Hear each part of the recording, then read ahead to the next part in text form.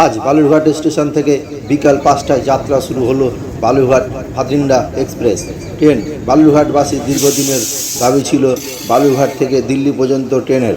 সুকান্তবাবু সংসদ হওয়ার পর তার প্রচেষ্টায় জেলাবাসীর বালুরঘাট থেকে দিল্লি পর্যন্ত ট্রেন চালু হওয়ার খুব খুশি। নির্বাচনীয় বিধি চালু হওয়ার আজ আনুষ্ঠানিকভাবে উদ্বোধন ব্যবস্থা করা হয়নি।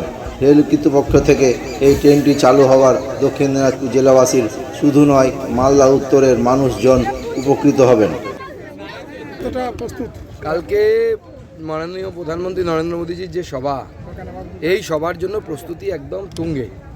কাজ মোটামুটি কমপ্লিটের দিকে, স্টেজের কাজ কিছুটা বাকি আছে। আশা করি আজকে রাতের মধ্যে সম্পূর্ণভাবে স্টেজের কাজও কমপ্লিট হয়ে যাবে, সম্পূর্ণ হয়ে যাবে।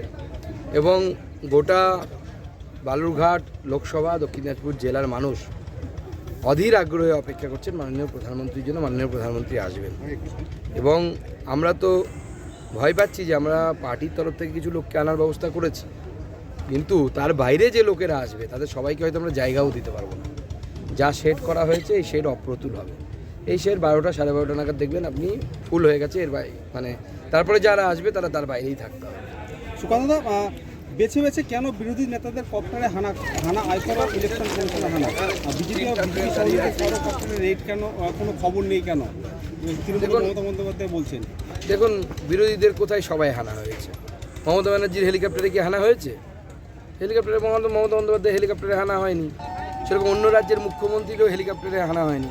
সেরকম বিভিন্ন মন্ত্রীদের হেলিকপ্টারেও তো হানা হয়নি। ব্রাত্যবাবুর গাড়িতে হানা হয়নি।